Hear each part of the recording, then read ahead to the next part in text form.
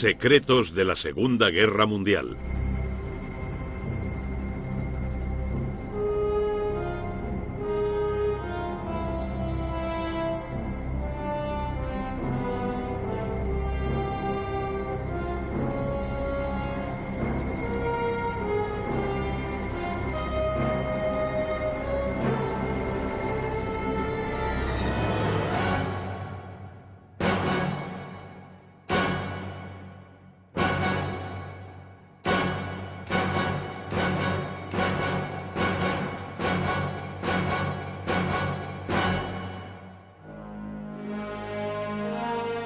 Los confines de Colditz.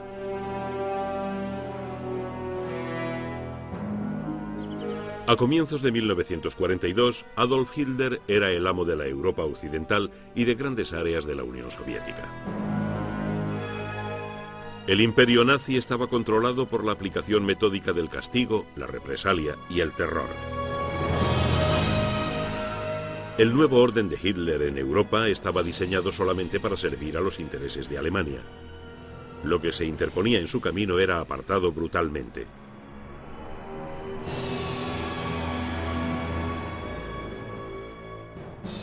Los pueblos de la Europa ocupada eran tan prisioneros de Hitler como los cientos de miles de soldados aliados que se consumían en los campos de concentración.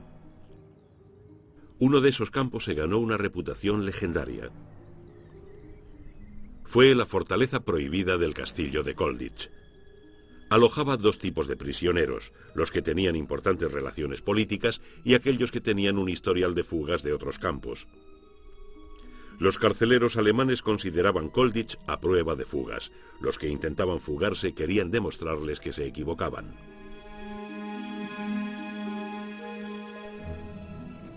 Pero incluso cuando aquellos valientes conseguían escapar de Colditz, se enfrentaban a un temible viaje por la Europa ocupada que exigía unas enormes reservas de empuje y valor. Habían escapado de una fortaleza a otra infinitamente mayor y llena de peligros. La fortaleza europea de Hitler.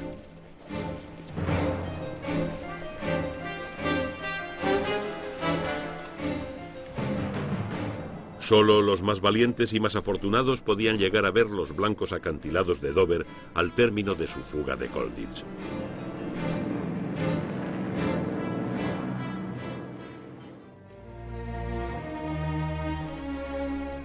Los prisioneros de guerra y el problema de manejarlos son fenómenos tan antiguos como la propia guerra.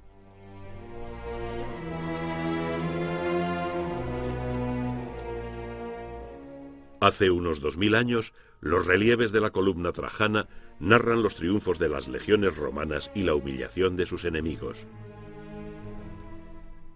La muerte o las galeras esperaban a los hombres capturados en el campo de batalla.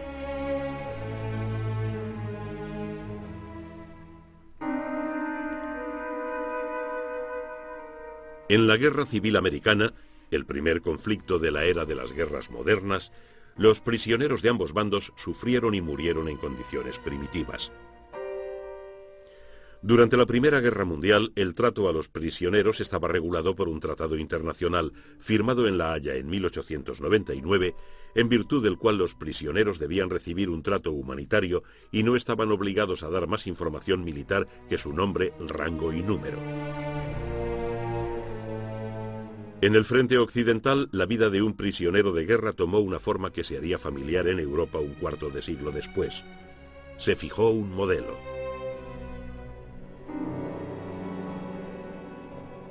El primer paso era la marcha desde el frente a la retaguardia.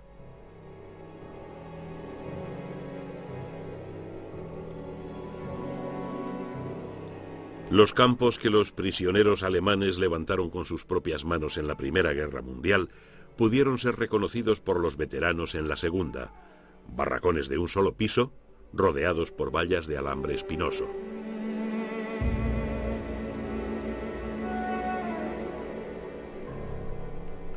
Pasar lista era uno de los elementos de la monotonía de la vida en el campo.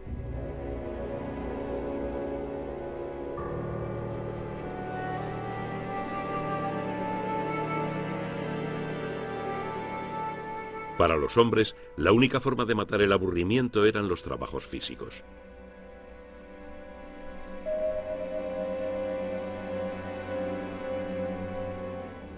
Cada campo era un pequeño mundo.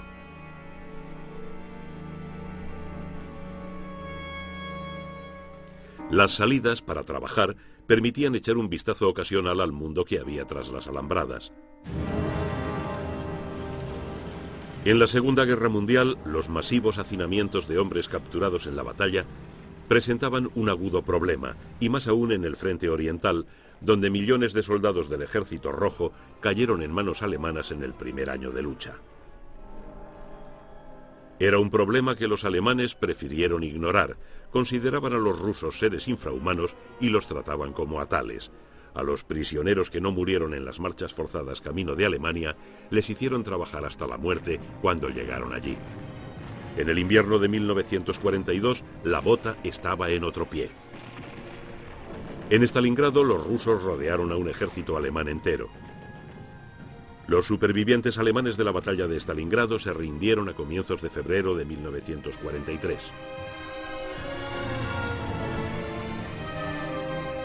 La bandera roja ondeó sobre la maltrecha ciudad. De los 100.000 soldados alemanes hechos cautivos por los rusos, apenas 5.000 sobrevivieron a la guerra. Iniciaron una marcha mortal igual en todos los detalles a la que habían hecho padecer a sus enemigos soviéticos. En un punto de concentración, 16.000 cadáveres fueron dejados atrás por sus camaradas que marchaban penosamente hacia su destino final. A los que estaban demasiado débiles para seguir la marcha, sus guardianes los mataban al borde del camino. Los que sobrevivieron fueron víctimas del tifus, del cólera y de la disentería.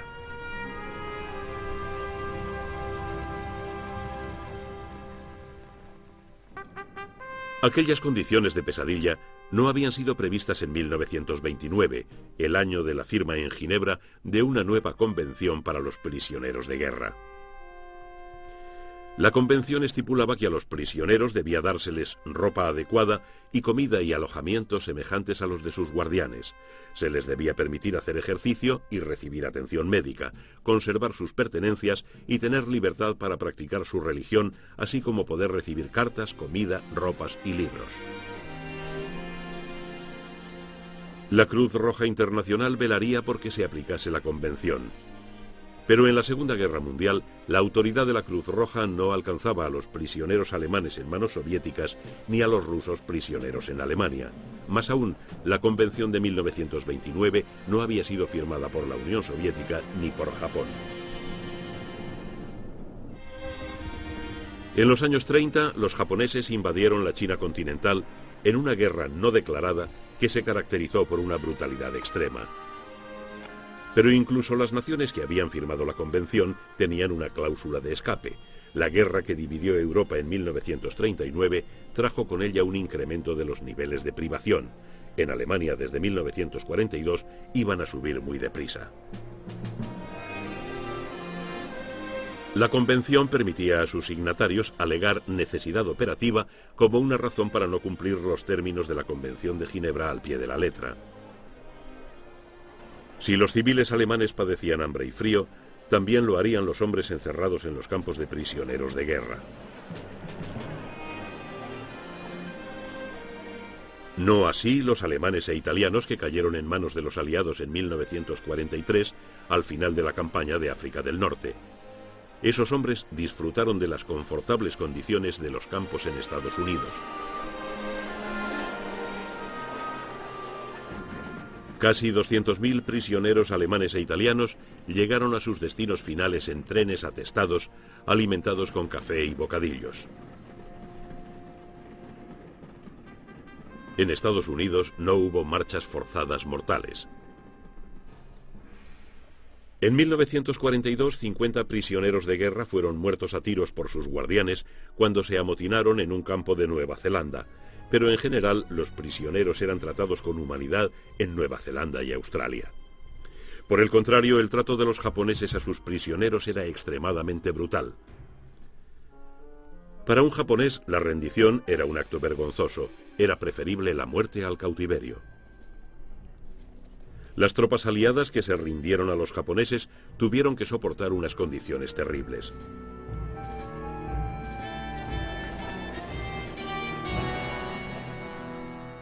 Se les obligó a trabajar hasta la muerte en proyectos como el ferrocarril de Birmania, que costó 16.000 vidas aliadas y más de 100.000 de trabajadores asiáticos esclavizados.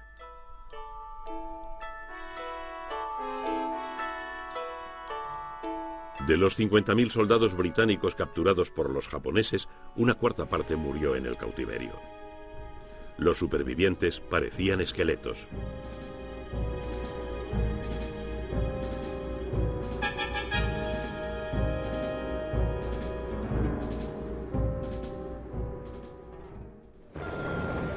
Las condiciones eran muy diferentes en Europa occidental a principios del verano del 40.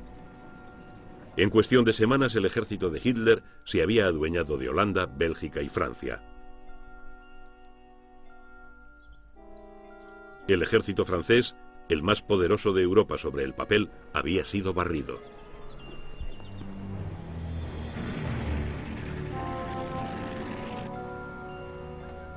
La derrota era una píldora muy amarga. Grandes cantidades de militares franceses y millares de sus aliados británicos eran ahora prisioneros de guerra.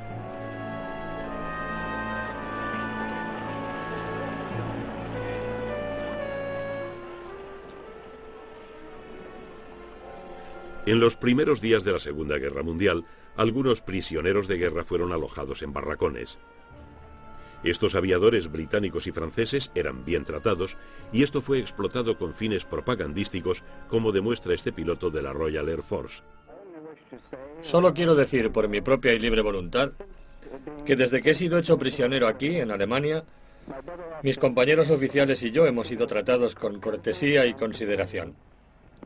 Hemos tenido buen alojamiento, comida adecuada y ninguna queja.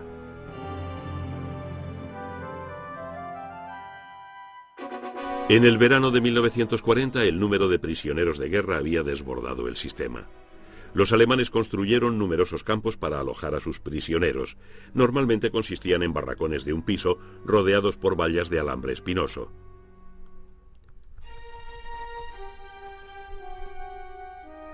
Los campos estaban dispersos por todo el territorio del Eje. Muchos en Italia, la mayoría en la propia Alemania, y también había algunos campos de prisioneros en Polonia.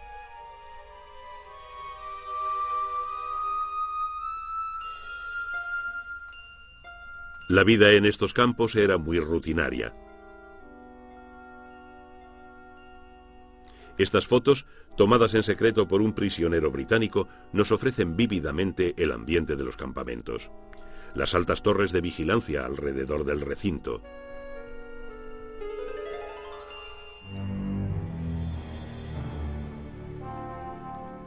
La aplastante monotonía de la vida diaria.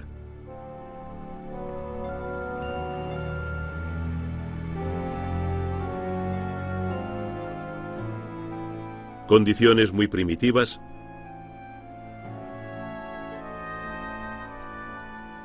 y largas horas de aburrimiento.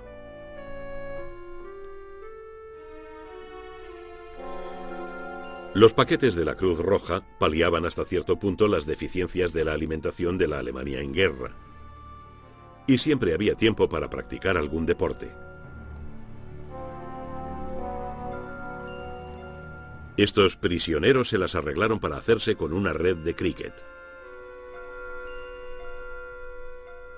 Con el paso del tiempo, las diversiones en los campos se hicieron más complejas. Funciones de variedades,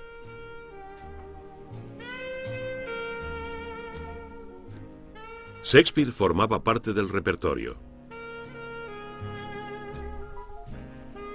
Incluso el salvaje oeste cobraba vida detrás de las alambradas.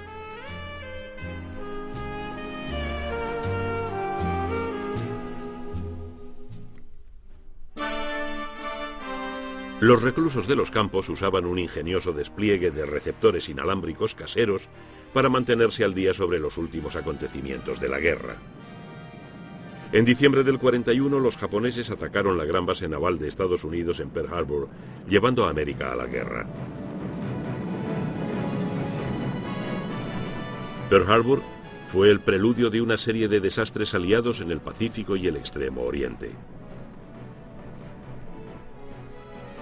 En sus improvisados receptores, los prisioneros en Europa escucharon con consternación la noticia de la rendición ante los japoneses en Singapur, el peor desastre de la historia militar británica.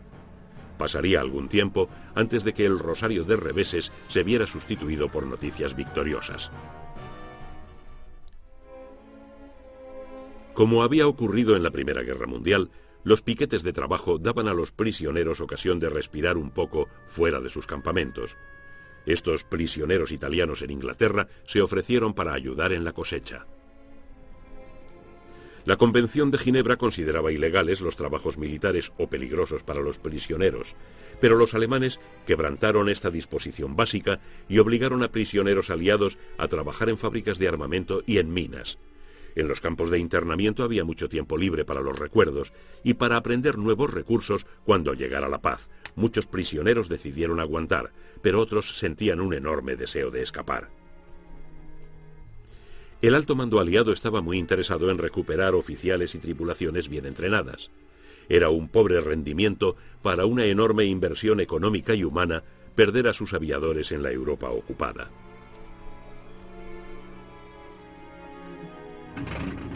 Los alemanes lo sabían, y los campos en que se custodiaban aviadores y oficiales, llamados respectivamente Stalag Luft y Oflag, estaban mucho más vigilados que los campos Stalag, en los que se mantenía presos a otros militares.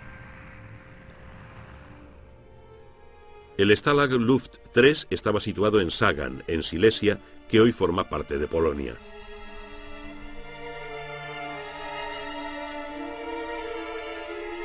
La vida en Sagan seguía las bien establecidas rutinas comunes a todos los campos. Los boxeadores se entrenaban a la sombra de las torres de vigilancia. Los reclusos de Sagan eran también hábiles regatistas de maquetas.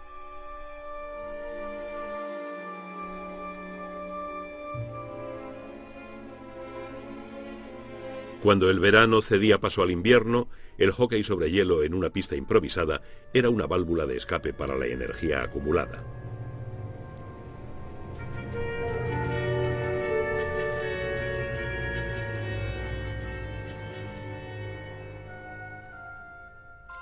Pero en Sagan, mucha energía se canalizaba en la construcción de 3 túneles de escape llamados en clave Tom, Dick y Harry. Los túneles se iluminaban con derivaciones de la electricidad del campo y tenían raíles para retirar en vagonetas la tierra excavada. El escombro revelador era esparcido dejándolo caer lentamente y en secreto por la explanada del campo. Los túneles se ventilaban con tubos hechos con latas de leche en polvo y fuelles hechos con 2 petates. En marzo de 1944, 79 prisioneros pasaron por uno de los túneles, el Harry. Por orden directa de Hitler, 50 de los fugados de Sagan fueron fusilados al volver a ser capturados.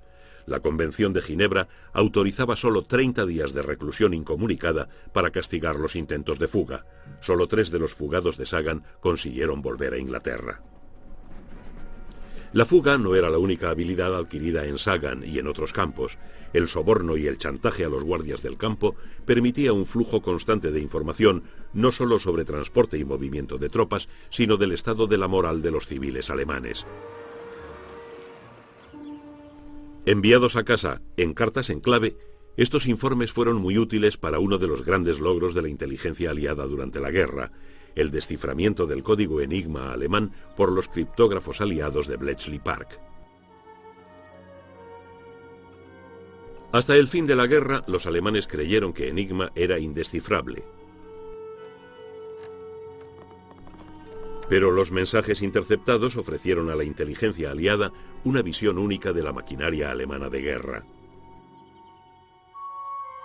En los cobertizos de Bletchley, los criptógrafos podían formarse una imagen de la capacidad bélica y de las intenciones de los alemanes. Pero si esta fuente de información vacilaba, los informes de los prisioneros de guerra permitían que los aliados tuvieran una idea clara de lo que ocurría en la Alemania nazi. El desciframiento del código Enigma resultó ser el mayor secreto aliado de la guerra.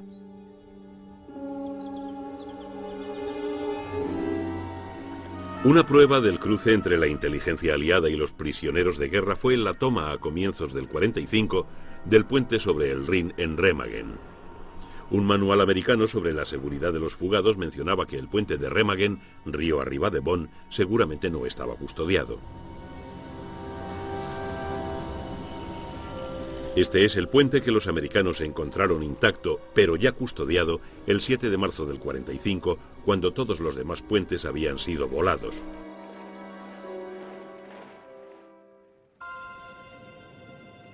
Para los fugados y para los comités de fuga, la posibilidad de sobrevivir algún tiempo en la fortaleza europea era desalentadora. En pueblos y ciudades, los alemanes estaban por todas partes. Y detrás de ellos había un ejército de colaboradores e informadores. Había organizaciones de la resistencia para ayudar a los fugados aliados a evitar volver a ser capturados. Una de las más notables era la línea Cometa, que iba desde Bruselas, la capital de Bélgica, pasaba por París, cruzaba los Pirineos y llegaba por España hasta Gibraltar, en poder de los británicos. Dirigía la línea Cometa una valiente joven belga de 20 y tantos años, Dede de Jong.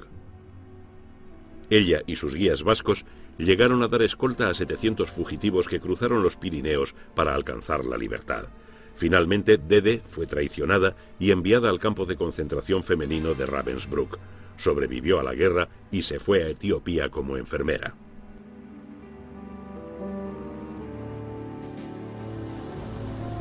En Londres, los británicos habían creado una agencia secreta, el MI9, para ayudar a fugados y evadidos. El equivalente americano se llamaba MIS-X. Bajo la dirección del comandante Christopher Clayton Hutton, el MI9 desarrolló un asombroso despliegue de ayudas secretas para los evadidos. Los aviadores derribados podían usar unas botas de vuelo convertibles forradas de lana, cuyas piezas laterales podían quitarse para formar las dos mitades de un chaleco, dejando un par de zapatos civiles de cordones con una sierra flexible escondida en ellos. A los aviadores se les suministraban también mapas que no crujían, impresos en seda. El MI9 inventó también una hebilla de cinturón que incorporaba una pequeña brújula. Un encendedor ocultaba también una brújula. También se ocultaba una brújula dentro de un tapón de corcho. Camuflado en el correo personal de los prisioneros de guerra, había ingenios como este mapa en papel de arroz, oculto en lo que parecía un inocente rompecabezas. Un tablero de ajedrez contenía documentación falsificada. Este juego escondía dinero y una hoja de sierra. Los mapas se ocultaban en carretes de hilo o iban impresos en el reverso de unos naipes.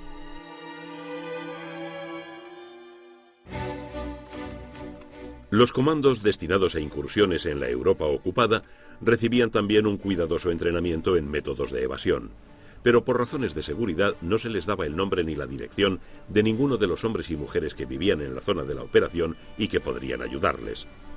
La importancia de esta norma quedó de manifiesto en la preparación para la incursión aérea contra la estación alemana de radar de Bruneval, en Normandía, en febrero del 42.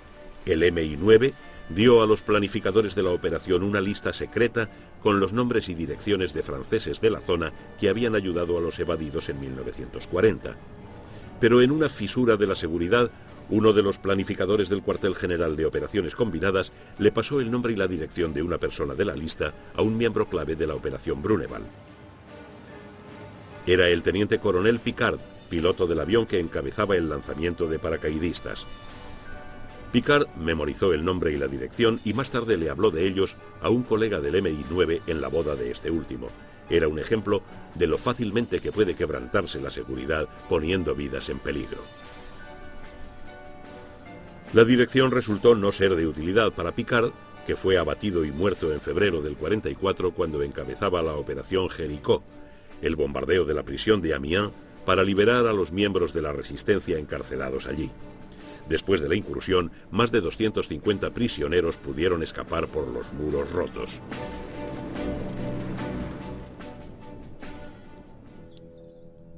Al comienzo de la guerra, los alemanes identificaron a fugados reincidentes de sus campos de prisioneros y decidieron crear un campo especial para custodiarlos. El lugar elegido fue un castillo del siglo XI, situado en la Alemania Oriental, a 20 kilómetros de Leipzig y cerca de la frontera con Checoslovaquia. Se llamó a la prisión Oflag 4C, pero era conocida universalmente como Colditz.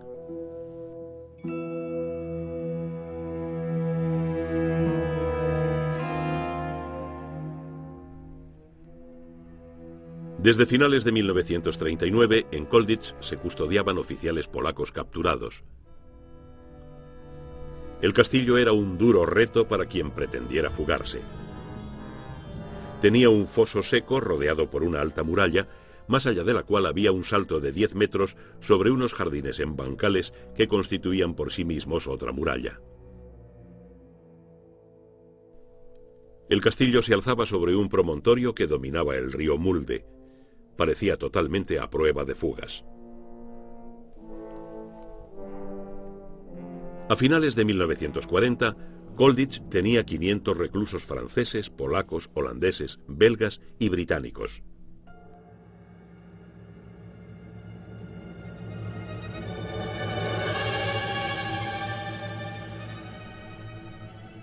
Para vigilarlos y atender a la administración de la prisión, había 300 soldados alemanes. Estaban acuartelados alrededor de uno de los dos grandes patios. Los prisioneros se hacinaban en alojamientos sobre el otro. El castillo estaba circundado por 18 torres de vigía equipadas con ametralladoras. Entre cada 2 torres patrullaban continuamente los centinelas. Y siempre había 2 centinelas en el patio de los prisioneros. Además de esto, el personal de Colditz incluía un equipo de hombres del servicio de inteligencia de la Abwehr, a los que los prisioneros apodaban los hurones.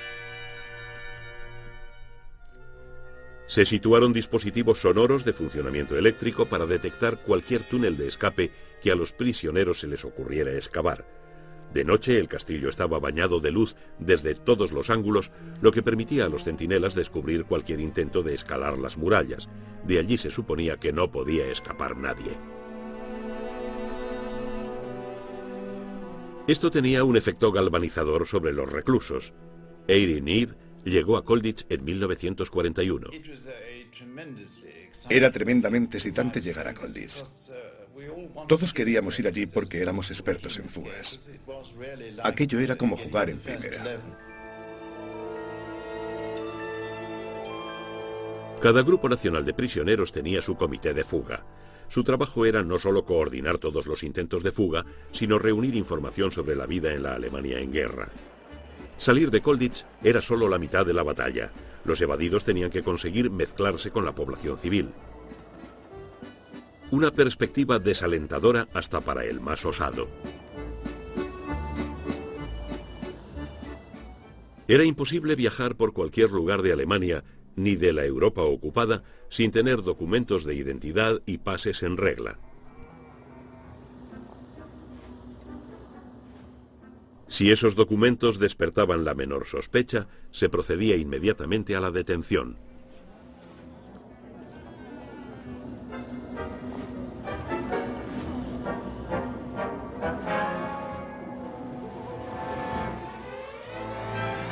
Para conseguir información sobre documentos de identidad y pases, los comités de fuga sobornaban a los guardias e interrogaban a los fugitivos recapturados. Los prisioneros falsificaban los documentos necesarios y llegaron a ser tan hábiles que sus resultados eran indistinguibles de los auténticos. En muchos de los campos de los que procedían los prisioneros de Colditch, el túnel era el sistema principal de fuga. En Colditch, en cambio, hacer un túnel resultaba inmensamente difícil, porque el túnel tendría que perforar los muros del castillo y la roca sobre la que estaba edificado. A pesar de eso, se excavó una serie de túneles con herramientas hechas con los catres de hierro.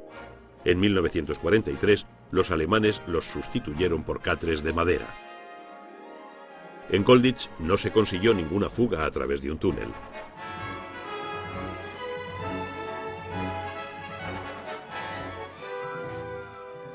En su primer intento de evasión, Eirinir se disfrazó con un uniforme alemán.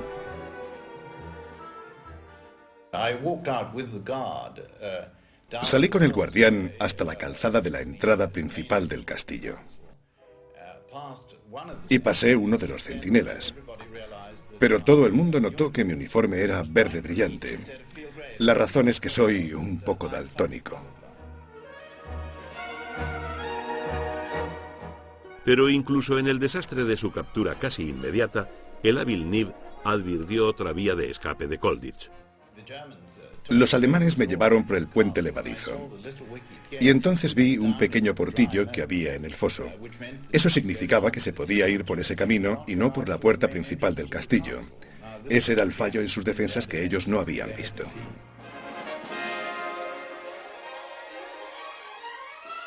El nuevo plan de Niv se basaba en otra grieta en la armadura de Colditch, descubierta por los miembros del grupo de teatro. Niv nos cuenta la historia.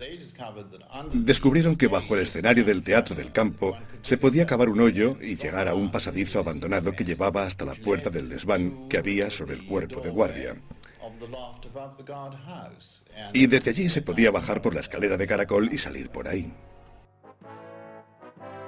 Niv planeó su fuga con el oficial holandés Tony Luitens.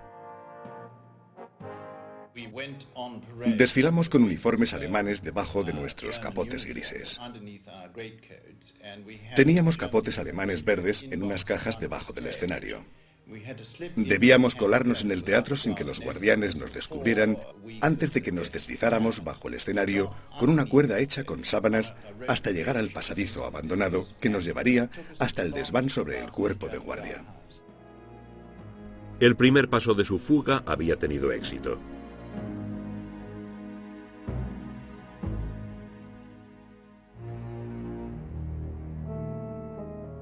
Niv y Luitens se encaminaron entonces hacia el portillo que Niv había descubierto en su primer intento de fuga. Hasta ahora todo iba bien.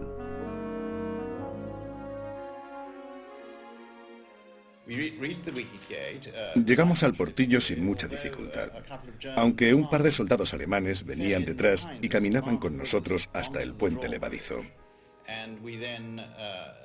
Entonces abrimos el portillo y bajamos al foso, que en aquellos momentos estaba cubierto de nieve, y caminamos hacia el otro lado.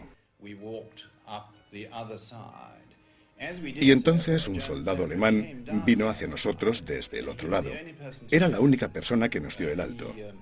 Se plantó frente a nosotros y nos miró. Mi amigo Tony Luitens, el oficial holandés, que hablaba muy bien el alemán, no perdió la cabeza y dijo: ¿Por qué nos saludas? Lo dijo en alemán bien alto. El hombre saludó y se retiró, pero fue un momento muy peligroso. Después de deshacerse de sus uniformes, Niv y Luitens se disfrazaron de trabajadores extranjeros enviados a Alemania para hacer trabajos forzados.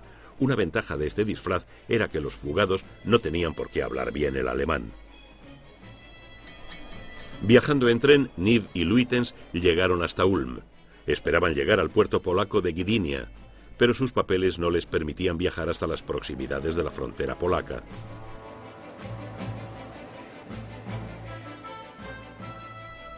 Transbordaron a trenes locales, cosa que sus papeles permitían, y se acercaron a la frontera dando un rodeo.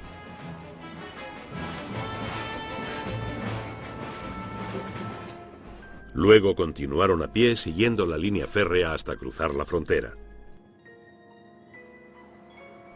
Finalmente llegaron al puerto de Danzig, hoy Gdansk, y vieron en él unos cuantos barcos neutrales suecos. Neve seleccionó uno de ellos, eludió al único centinela que había en el muelle y se coló dentro. La tripulación aceptó ocultarlo. Al llegar a Suecia, Neve fue encerrado por la policía, pero finalmente pudo llegar a Estocolmo y entregarse en la embajada británica, donde permaneció 6 semanas antes de ser enviado en avión a Gran Bretaña, donde se incorporó al MI9. Como Neve y Luitens habían demostrado, el uso eficaz de los disfraces era uno de los mejores billetes de salida de Colditz. En Navidad, los prisioneros de Colditz pensaban en el hogar y en lo bueno que sería estar allí. 6 prisioneros protagonizaron una fuga muy ingeniosa, haciéndose pasar por un piquete de faena alemán. Fueron a la oficina del brigada y se metieron en un almacén que había detrás de ella. Cargados con cajas, salieron del almacén, burlaron a los centinelas de una de las puertas laterales y se escaparon. 4 de los evadidos fueron pronto cazados por los alemanes, pero los otros 2, un británico y un holandés, huyeron rápidamente hacia el sur. Atravesando los bosques en el último tramo de su viaje, llegaron a la Suiza neutral y a la libertad. Otro intrépido intento de fuga de Colditz fue el que planeó el teniente Michael Sinclair, apodado el Zorro Rojo por sus camaradas. Sinclair observó detenidamente una parte tranquila del perímetro de Colditz. Su compañero de fuga Jack Best recuerda: observaba una esquina él mismo y el otro lado un amigo suyo. Cada noche durante 9 meses, casi 1 hora, en el momento del cambio de guardia diurna a la nocturna, cuando se iluminaba todo el perímetro del campo. De vez en cuando descubría un fallo y finalmente ese fallo se hizo bastante regular. Había momentos en que podías ser visto. Había que estar muy bien sincronizado con la música. A veces había gente en el piso de arriba tocando música. Cuando sonaba la música no podías moverte, pero cuando la música paraba tenías que moverte muy deprisa. Lo primero había que encargarse de los barrotes de la celda. 2 barrotes rotos y lanzar una cuerda de 20 metros. Al final de esa cuerda había un maletín y otra cuerda de 8 o 10 metros. Desgraciadamente, los 2 tiramos de ella y pegó en una balaustrada donde había una campana que usaban los guardianes cuando terminaba su servicio, para que desde el cuerpo de guardia les abrieran la puerta. El sonido de la campana marcó el final de aquel intento de fuga.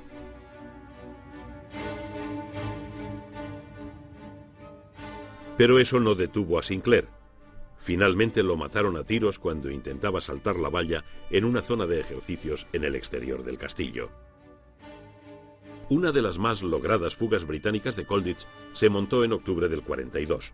Los muros del castillo ofrecieron una ruta de escape para el comandante Ronnie Littledale, escalador y otros 3 oficiales. Casi 50 años después, Littledale revivió la ruta que habían seguido él y sus compañeros por los bancales hasta la alambrada exterior que escalaron.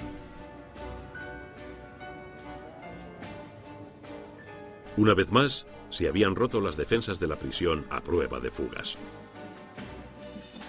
Littledale y el capitán Billy Stephens viajaron en tren hacia el sur.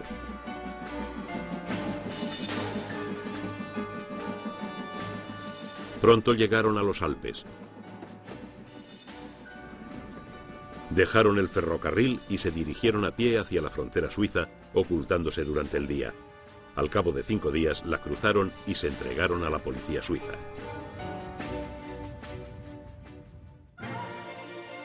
El tercero de los fugados era el capitán Pat Reed, un veterano del comité de escape de Colditz. Reed recuerda: claro que no puedo olvidar que cuando crucé la frontera envié una postal desde la primera oficina de correos que encontré. Y creo que empleé palabras muy sencillas, del tipo de: me gustaría que estuvieras aquí disfrutando de la nieve de Suiza. Algo así. Pero el mensaje fue recibido.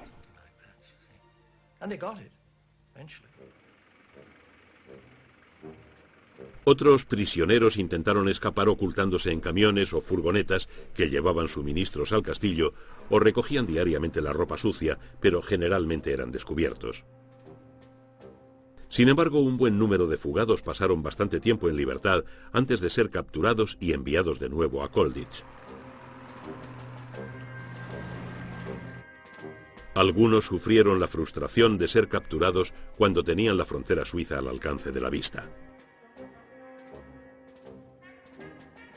Muchos evadidos franceses, holandeses y belgas se dirigieron hacia sus propios países, aunque se encontrasen bajo la ocupación alemana, pero en el verano del 43 estos contingentes fueron enviados a otros campos. Los británicos que quedaron seguían el curso de la guerra con una radio secreta oculta en uno de los desvanes del castillo. Los taquígrafos anotaban las noticias de la BBC y se las leían a sus compañeros. A principios del 43, los rusos habían cercado al sexto ejército alemán en la ciudad de Stalingrado. Después de la victoria de Stalingrado, el ejército rojo lanzó una nueva ofensiva que se vio paralizada en primavera por el barro que impedía moverse a ambos ejércitos. Hubo que esperar hasta el verano para que el fuego volviera a desatarse en el frente oriental.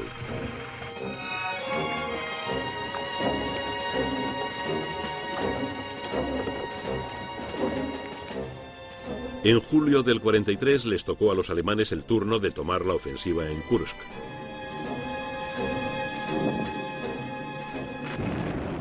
Toda la campaña del frente oriental dependía del resultado de esta titánica lucha de desgaste.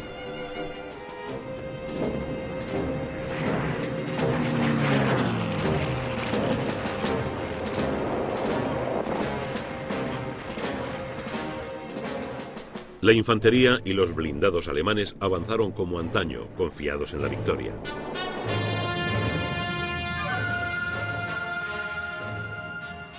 Pero fueron frenados en seco. La iniciativa en Rusia había pasado al ejército rojo.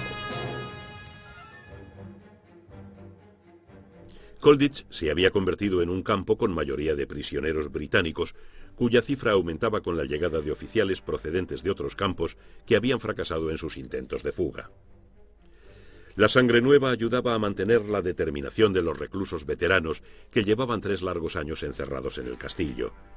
Pero gracias a su radio, los hombres de Colditz sabían que la guerra se iba inclinando a favor de los aliados, que habían desembarcado en Italia en septiembre del 43 y se abrían camino hacia el norte. A medida que era liberada una ciudad italiana tras otra, los prisioneros sentían que la guerra se acercaba a ellos de forma lenta, pero segura. El 6 de junio de 1944 llegaron noticias del desembarco aliado en Normandía. El éxito de la operación Overlord significaba que la guerra en Europa estaba entrando en su fase final. En 1940, británicos y franceses habían caído en manos alemanas. Ahora las tornas habían cambiado. A medida que avanzaba la ofensiva aliada, los comités de fuga de Colditz prohibieron nuevos intentos de evasión. Se había recibido la noticia de la ejecución de 50 evadidos de Sagan a manos de la Gestapo. Pero esto no frenó los planes de la más audaz de todas las fugas de Colditz. El capitán de la Fuerza Aérea Bill Goldfinch y el corredor de coches de los tiempos de anteguerra Tony Rolt idearon un plan notable por su audacia. Goldfinch había diseñado un planeador del que estaba seguro que volaría. Las pruebas ocasionaron algunos problemas, como recuerda un compañero de cautiverio. Hicieron antes una maqueta a escala y la lanzaron por una ventana sobre el patio. La cosa aquella voló y aterrizó perfectamente en el patio como un planeador en maqueta. Yo estaba en el patio y también estaba uno de los oficiales alemanes. Miró aquello y dijo que le alegraba ver que los prisioneros se entretenían con algo interesante en lugar de intentar fugarse. Yo le dije que sí. El planeador se construyó en uno de los desvanes de Colditz. Los materiales básicos fueron madera de los catres y sábanas. Las propias herramientas eran de fabricación casera. El plan consistía en lanzar el planeador desde el desván en la primavera del 45, cuando se esperaba que los vientos fueran favorables. Eso significaba una larga espera durante el invierno, pero Lockwood y Rolt estaban convencidos de que cuando llegara el momento, el planeador los llevaría más allá de la ciudad de Colditz. Sin embargo, en octubre del 44, con los aliados occidentales acercándose a la frontera alemana, Londres prohibió categóricamente ninguna fuga más de Colditch. La victoria estaba a la vista y era una tontería que los prisioneros se jugaran la vida en una Alemania cada vez más desesperada. Aquel otoño presenció nuevas llegadas a Colditch. El general Bohr-Komorowski y algunos de sus oficiales. Bohr-Komorowski había dirigido el levantamiento del ejército del pueblo polaco en Varsovia en agosto del 44, con la esperanza de que aquello contribuiría al avance de los rusos para liberar la capital polaca. El ejército del pueblo polaco luchó durante 10 semanas, pero los rusos fueron rechazados y los valientes polacos tuvieron que rendirse.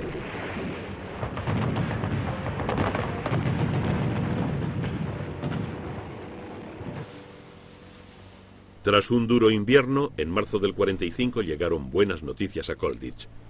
Los aliados occidentales habían cruzado el Rin, la última frontera natural de Alemania en el oeste. A partir de ese momento, el avance aliado fue rápido y la liberación de Colditch parecía inminente. Pero a medida que se acercaban los aliados, los reclusos de Colditch se vieron enfrentados a nuevos peligros creados por el colapso de Alemania. La población civil y elementos destacados de las fuerzas armadas alemanas tuvieron que resignarse a la rendición. La guerra estaba perdida. Pero las Waffen-SS y otros elementos fanáticos del nazismo seguían dispuestos a oponer una feroz resistencia. Amenazaron con volver sus armas contra los prisioneros de Colditch que se habían negado a marchar hacia el este. Uno de los prisioneros de Colditch era el coronel David Stirling, fundador del Servicio Aéreo Especial, el SAS. A Stirling se le encomendó la tarea de evitar una masacre a manos de los nazis fanáticos. Muchos años después recordó cómo se había conseguido. Tuvimos que llegar a la persona que había dado esa orden, el Gauleiter de Sajonia, con base en Leipzig. Falsificamos una carta dirigida a él, culpándolo de todo lo que amenazara a la seguridad de los prisioneros en los últimos momentos de la guerra. Las fuerzas americanas se acercaban a Colditch, donde libraron un fuerte combate contra la guarnición alemana antes de expulsarla de la ciudad. Pero el comandante americano parecía desconocer que en el castillo había prisioneros de guerra aliados. Su artillería estaba preparada para abrir fuego contra él. Uno de los prisioneros recuerda lo que pasó a continuación. Uno de los miembros de la avanzadilla del equipo de observación vio que algo de colores llamativos ondeaba en una de las ventanas. Era un sargento en un puesto avanzado de observación. Al parecer se les había ordenado eliminar el castillo, es decir, demolerlo totalmente, con todos nosotros dentro. Afortunadamente, aquel hombre, que tenía muy buena vista, vio la bandera tricolor francesa y nuestra Union Jack ondeando en las ventanas. Y eso le recordó a un chavalito que acababan de capturar, que les dijo que aquel castillo estaba lleno de prisioneros de guerra británicos y franceses. Cogió el teléfono inmediatamente y habló con el oficial que mandaba la batería y le pidió que por lo que más quisiera no disparase. Pero por una historia llamada de Tours de hacía unos años, se tardaba 30 segundos desde el momento en que se debía comenzar la demolición de los castillos hasta que se daba la orden de detenerla. El momento maravilloso llegó hacia las 8 de la mañana, cuando se abrieron las puertas y empezaron a entrar los soldados americanos.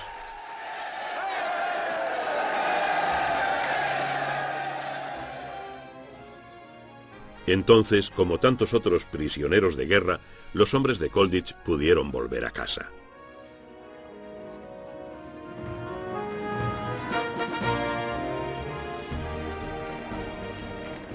Algunos se unieron a las grandes columnas multinacionales de exprisioneros que volvían al hogar.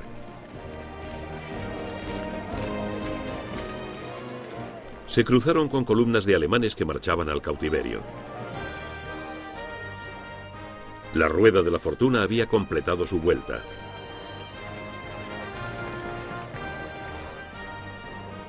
La mayoría de los prisioneros británicos fueron devueltos a Inglaterra en avión. La guerra les había robado unos cuantos años de su juventud. Había llegado el momento de la desmovilización y del regreso a la vida civil.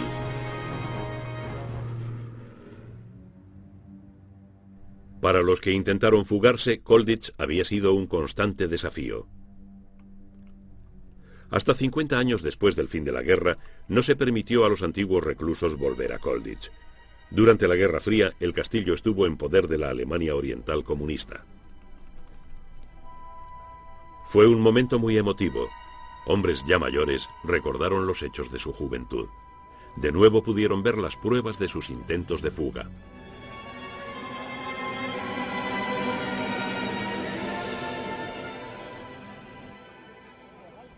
Y revivieron las emociones y la camaradería de aquellos tiempos.